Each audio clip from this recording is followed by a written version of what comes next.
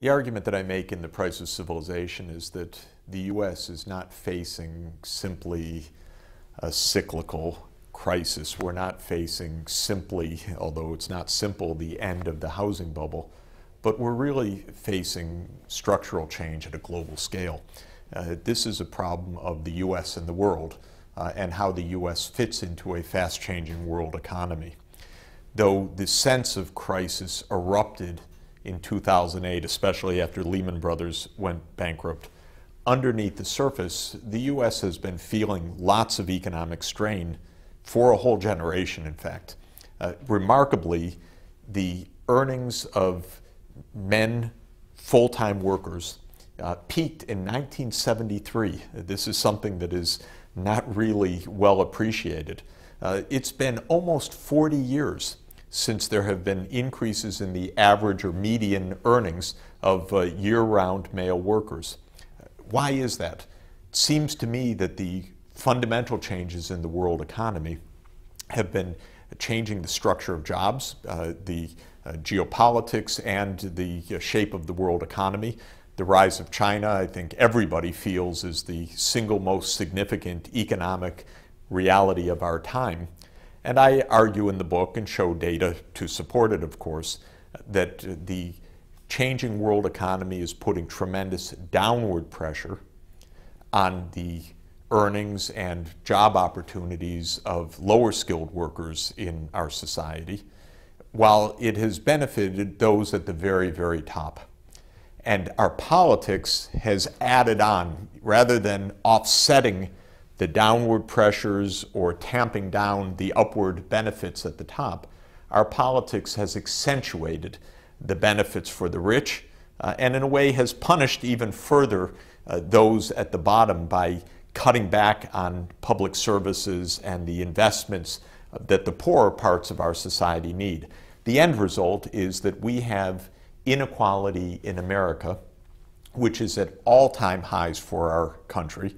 It's tearing apart our society. Our middle class is shrinking. A few are escaping to the very top, and many are falling through the cracks into poverty.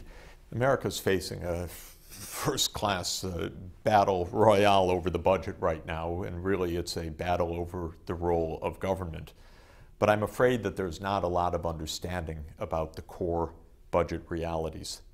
Health, Social Security, the military, and interest payments absorb essentially what the tax system collects right now.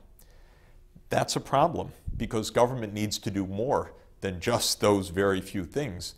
Now you have one side of the political spectrum, the Republican Party, which says, cut the taxes even from where we are today. The Democrats and President Obama, they're pushing a little bit, maybe an added 1 percentage point, maybe a little bit more than an added 1 percentage point of revenues, and making a big deal about it.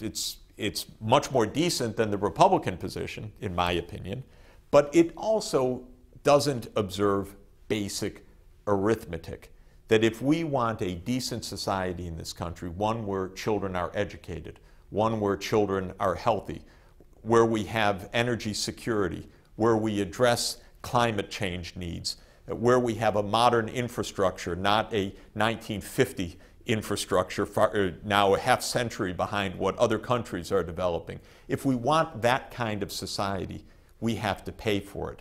And neither the Democratic Party nor the Republican Party is being honest about the budget needs that we're facing, because both parties are catering to rich campaign contributors and corporate lobbies who want their taxes cut, and pretending to the American people, oh, we'll trim a little bit here, we'll trim a little bit there, we'll cap here, we'll cap there, and somehow we'll pay for civilization.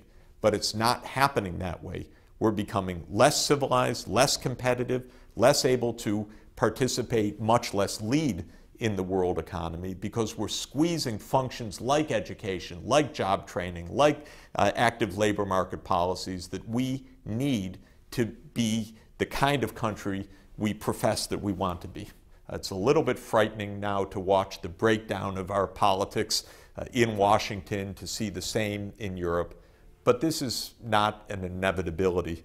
This is a question of organizing ideas about the way forward and hoping that society's self-interest, enlightened self-interest, will grab onto the real potential that we have and find a new path.